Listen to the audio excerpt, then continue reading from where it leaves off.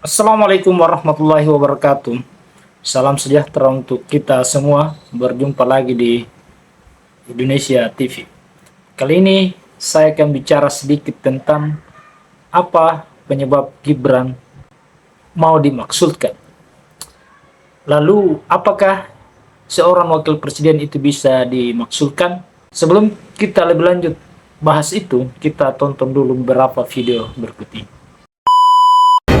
Mengusulkan pergantian wakil presiden kepada MPR karena keputusan MK terhadap pasal 169 huruf Q Undang-Undang tentang Pemilu telah melanggar hukum acara MK dan Undang-Undang Kekuasaan Kehakiman. Pernyataan ini ditandatangani oleh 103 jenderal, 73 laksamana, 65 marskal, dan 91 kolonel TNI. Ya sekali lagi, Gibran, ya, betul tadi. Kemampuan Gibran adalah membagi-bagi skincare. Soalnya, kenapa dia nggak pakai sendiri? Tidak perlu. Yang dia butuh bukan skincare, tapi brain care. Kan terbuka kita bicara itu kan. Sebagai wakil presiden, brainnya kurang, mesti tambah care-nya. Jadi sekali lagi teman-teman, kita coba mendudukkan masalah ini sebagai moral call. Yang mungkin kalau masuk DPR ya itu pertama terjadi. Tetapi kalaupun batal dimaksudkan, memori publik sudah definitif bahwa kapasitas Gibran nggak cukup. Gibran ini memang menggoncang Indonesia, tetapi nggak usah juga dia mengeluarkan video yang kok takut sama saya. Aku kesel banget tuh, karena pertama dia masih muda banget ya. Gibran ini masih muda sekali. Ketika dia menghampiri Pak Prabowo pada saat mau announcement ngomong, tenang Pak Prabowo, saya datang, saya di sini. Itu kalau buat saya itu menghina Pak Prabowo. Ini kalau saya pribadi ya. Kok Pak Prabowo diginin ya? Orang yang sudah pernah perang di Timur Timur, sudah pernah harus mengungsi, lalu kembali ke tanah air ya kan, dengan sabar dan persisten melewati 3 tahapan, kalah lagi, maju lagi, kalah lagi, itu nggak mudah tuh. Dan saya hormat untuk orang-orang seperti itu. Jadi mengapa di awal saya mengatakan saya akan membahas sedikit? Karena sebenarnya di sini hanya 2 pertanyaan. Pertama, mengapa Gibran mau dimaksudkan oleh sebagian pihak? Karena kalau kita cermati misalnya apa yang disampaikan oleh Rocky Gerung, beliau mengatakan bahwa Gibran ini tidak cukup kapasitas untuk menjadi wakil presiden karena ya sebaiknya brainnya masih harus ditambah, pengetahuannya mesti ditingkatkan.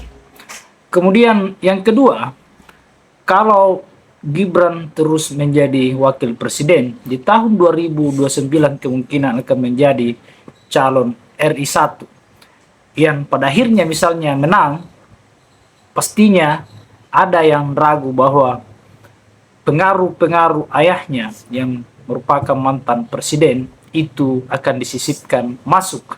Dan kenapa juga dipaksakan misalnya menjadi wakil presiden atau seorang presiden, karena untuk melindungi Jokowi ini dari berbagai hal yang mungkin bisa menjeratnya sebagai orang yang pernah memimpin negara ini.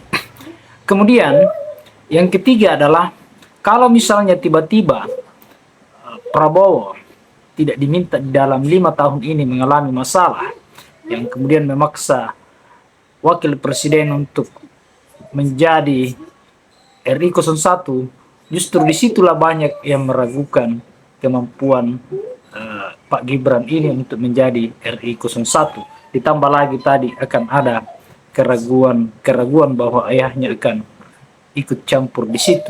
Kemudian selanjutnya adalah Gibran ini di awal dianggap cacat konstitusi, adalah orang yang dipaksakan, orang yang dibantu di MK oleh Paman Usman untuk bisa lolos menjadi wakil presiden. Itu jawaban ketika kita bertanya mengapa Gibran mau dimaksudkan.